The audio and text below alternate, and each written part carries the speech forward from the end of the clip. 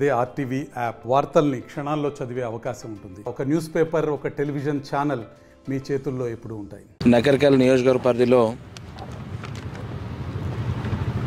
అన్ని పోలీస్ స్టేషన్లలో BRS party నాయకులను కానీ కార్యకర్తలను కానీ ఎవరినైనా ఇష్టానుసారంగా ఏ సమస్య లేకున్నా సమస్యగా సృష్టించి ఎవరైతే గత ఎన్నికల్లో గట్టిగా పనిచేసినారో పనిచేసిన వాళ్ళని చెప్పి టార్గెట్గా పెట్టుకుని అధికారం ఉంది కదా అని చెప్పి అహంకారంతో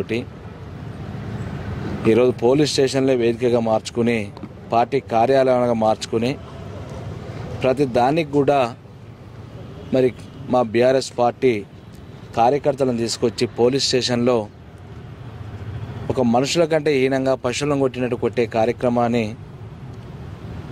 నకరికల్ నియోజకవర్గంలో జరుగుతున్న తంతు 2014-18 సంవత్సరంలో కూడా 5 సంవత్సరాలు అదే పద్ధతి జరిగింది. మళ్ళీ మార్పు అని ప్రజలైతే కోరుకున్నారో ప్రజలు మార్పు కోరుకోరంటే ఇవాళ ప్రతి ఒక్కరిని కూడా పోలీస్ స్టేషన్లు వేసి కొట్టడమే మార్పు అనేది ప్రజలు ఆలోచన చేయాలి. ఇక్కడ ఉన్న యంత్రాంగాన్ని విజ్ఞప్తి చేస్తున్న ఈరోజు ఎస్పీ గారు కూడా కలిసి చెప్పడం జరిగింది. కేతపల్లి పిఎస్లు ఇప్పటికీ 3-4 నెలల్లో గవర్నమెంట్ రావడంతో ఒక ఎస్సీ అబ్బాయిని సైజులోని అబ్బాయిని చెట్టు కట్టేసి కొడితే పోలీసు వాళ్ళు వచ్చి తిప్పర్తి పిఎస్ పోలీసులు వచ్చి విడిపించి వెళ్ళిపోయారు. అతని మీద కేసు కట్టడం జరిగింది. అదే కేతపల్లి పోలీస్ స్టేషన్లో మరొక కేసు కోనేటి నర్సయ్య అనే ఎస్టీ సోదరుడు వాళ్ళ యొక్క వృత్తిని నమ్ముకొని ఆధారపడి బతికేటోళ్ళు ఆ గుడివాడ చెరువు అవుతుందో గుడివాడ చెరువు పరిధిలో ఎఫ్టీఎల్ పరిధిలో ఎంతోమంది రైతులు బోర్లు వేసుకున్నారు. ప్రతి గ్రామంలో కానీ రాష్ట్ర వ్యాప్తంగా ఎక్కడైనా కానీ ఎఫ్టీఎల్ పరిధిలో చాలామంది రైతులు బోర్లు వేసుకుని వ్యవసాయం మీద ఆధారపడే కుటుంబాలు. నర్సయ్య ఒక్కడే కొత్తగా బోర్ వేసింది ఏం లేదు.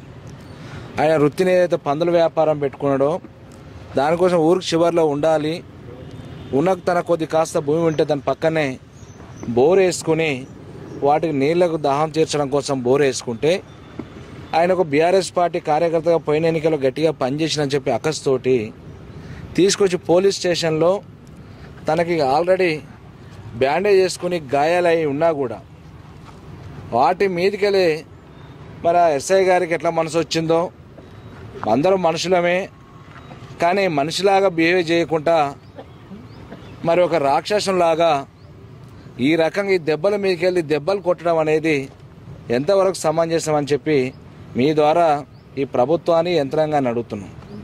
ఈ రకమైన దెబ్బలు తగిలి ఉంటే కూడా తీవ్రమైన గాయాలు కింద కానీ కాళ్ళకు కానీ బూట్లతో తంతే ఇబ్బంది కమిలిపోయేటట్టు ఇక్కడ బోను క్రాక్స్ వస్తట్టు ఆల్రెడీ ఒకసారి క్రాక్ వచ్చింది, దానికి మళ్ళీ పెద్దగా క్రాక్స్ వస్తట్టు ఎక్స్రే తీస్తే కూడా పెద్దగా వస్తే హాస్పిటల్ పోయి చూపించుదామంటే చూపించలేని పరిస్థితిలో స్టేషన్లో కూర్చోబెట్టుకున్న పరిస్థితి.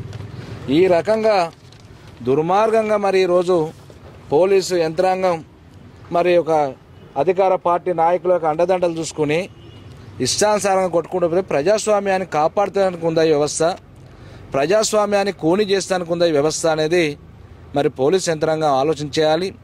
గౌరవ ముఖ్యమంత్రి రేవంత్ రెడ్డి గారు విజ్ఞప్తి చేస్తున్నాం, ఇదే మీరు నల్గొండ సభలో వచ్చిన రోజు మీరు ఏం మాట్లాడారో మీకు గుర్తుంది సార్. మరి ఈరోజు మళ్ళీ అదే తంతు ఈ నకరికల్ నియోజకవర్గంలో జరుగుతున్నది. మీరు ముఖ్యమంత్రిగా ఉండరు కాబట్టి మీకు విజ్ఞప్తి చేస్తున్నాం, గతంలో 2014-18 సంవత్సరంలో ఎన్ని కేసులు అయినాయో నకరికల్లో ఒకసారి మీరు రికార్డు తెప్పించుకోండి.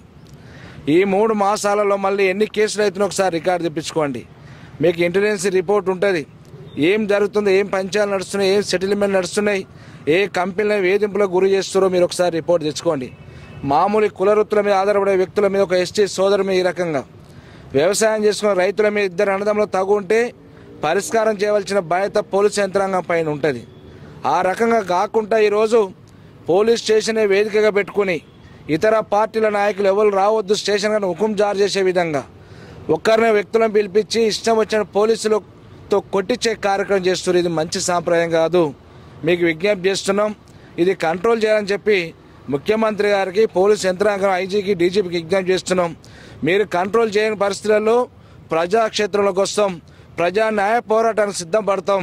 మీరు అప్పుడు ఆలోచన చేయాలని చెప్పి విజ్ఞప్తి చేస్తున్నాం. ప్రజలు మీకు అధికారం ఇచ్చింది, మీకు ఇచ్చిన మాటలు చెప్పినవి చాలా ఉన్నాయి. ప్రజలకు సేవ చేయవలసిన కార్యక్రమం చాలా ఉన్నాయి. రైతుల పొలాలు ఎండిపోతున్నాయి, మంచిలు తాగడానికి నీళ్లు, ఆ సమస్యలను పట్టించుకోండి, మీ ప్రజాప్రతినిధులకు చెప్పండి.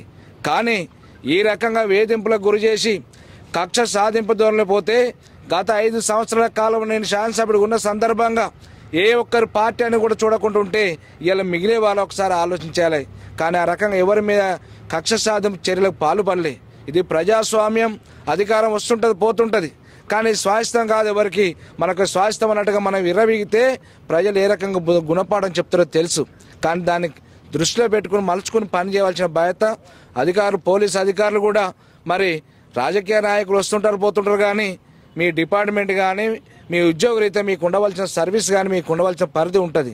ఆ పరిధిని దృష్టిలో పెట్టుకుని పనిచేయవలసిన బాధ్యత మీ పోలీస్ యంత్రాంగం పైన ఉంటుంది. కానీ ఏదో పోస్టింగ్లు ఇచ్చారు అని చెప్పి మీరు అత్యుత్సాహం చూపి చేస్తే మాత్రం మేము కోర్టు ముందు నిలబెట్టవలసి వస్తుంది, ప్రజాక్షేత్రంలో నిలబెట్టవలసి వస్తుందని చెప్పి ఈ సందర్భంగా మరి తెలియజేస్తూ మరి ఎస్పీ గారికి చెప్పడం జరిగింది. నకరికల్ నియోజకవర్గం మొన్న రమేష్ అంటోని విపరీతంగా కొట్టిరు.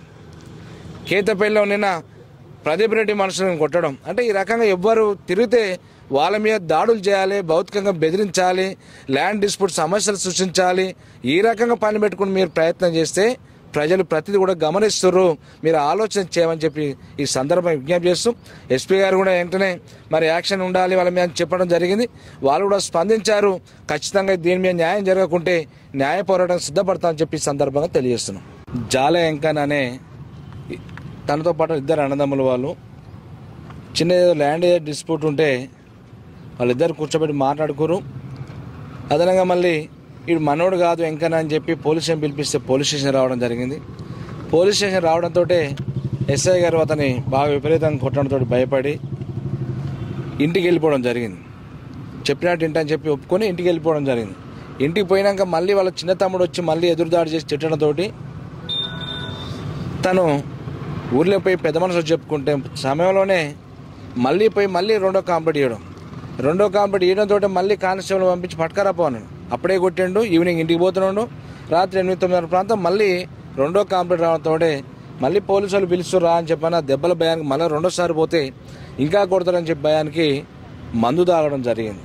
అంటే ఈ రకంగా మీరు పోలీసులు కొట్టియడం, వీళ్ళు మందు తాగడం, ప్రాణాలతోటి చెలగాటం ఆడుతారంటే ఎంత మూర్ఖంతో వ్యవహరిస్తుంది యంత్రాంగం అనేది ఈ ప్రభుత్వంలో ఈ నాయకులు కానీ మరి మంచి చెడు లేకుండా, మానవ సంబంధాలు లేకుండా ఇద్దరు అన్నదమ్ముల మధ్యన కూర్చోబెడితే సమస్యలు పరిష్కారం అయ్యి, కానీ దాన్ని కూడా పోలీసు యంత్రాంగంతో విపరీతంగా దెబ్బలు కొట్టించి మనసుకు గాయమయ్యేటట్టుగా మర్చిపోలేని విధంగా మనసులకు మన సంబంధాలు కలగకుండా ఉండే విధంగా ఈరోజు ఒక రాజకీయ కోణంలో దుర్మార్గంగా ఇలా చావు బతుకులో ప్రభుత్వ హాస్పిటల్ ఇంకా మందాగి పేషెంట్గా దేవుని అదృష్టం కొద్దీ పిల్లల అదృష్టం కొద్దీ కోలుకునే పరిస్థితులు ఉన్నాడు.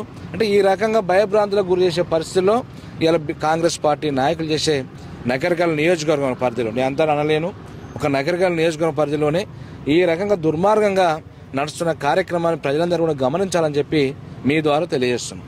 మరిన్ని వీడియోస్ కోసం ఛానల్ ని సబ్స్క్రైబ్ చేయండి, లేటెస్ట్ అప్డేట్స్ కోసం వాట్సాప్ ఛానల్ ని ఫాలో చేయండి అండ్ లింక్ డిస్క్రిప్షన్ లో ఉంది.